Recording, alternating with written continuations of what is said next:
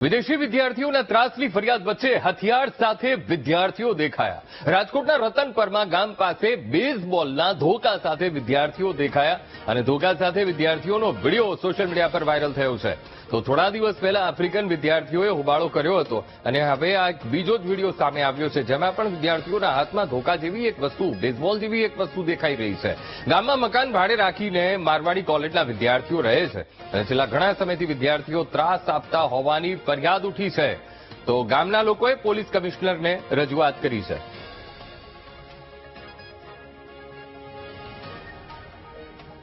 તો social media ઉપર એક વિડીયો હજુ પણ ફરી રહ્યો છે, જેમાં દેખાઈ રહ્યું છે કે પોલીસ સાથે રકઝક કરી રહ્યા છે વિદ્યાર્થીઓ, આફ્રિકન વિદ્યાર્થીઓ જે અહીંયા ભણવા માટે આવ્યા છે।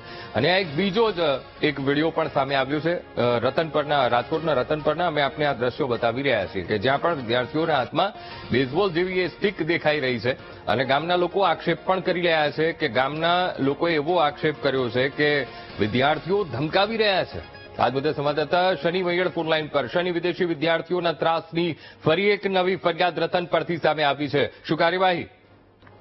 અંકુર, જેટલા વાત કરવામાં આવે, રાજકોટના રતનપર ગામે જે આફ્રિકન વિદ્યાર્થીઓનો ત્રાસ જોવા મળી રહ્યો છે, છેલ્લા ઘણા સમયથી આ હુમલાની ઘટનાઓ સામે આવતી હોય છે।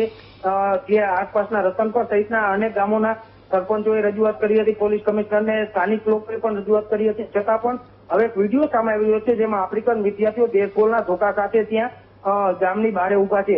આ દ્રશ્યો ક્યાંક દેખાડી રહ્યા છે કે તેઓનો કેવડો ત્રાસ છે, તેને લઈને શું તેઓ હુમલો કરવાની તૈયારીમાં છે? અનેક સવાલો છે તે ઉઠી રહ્યા છે। પોલીસ આ વિડીયોના આધારે શું તપાસ કરે છે અંકુર, તે જોવાનું રહેશે। બિલકુલ શનિ, સમગ્ર માહિતી સાથે જોડાવા બદલ આપનો આભાર।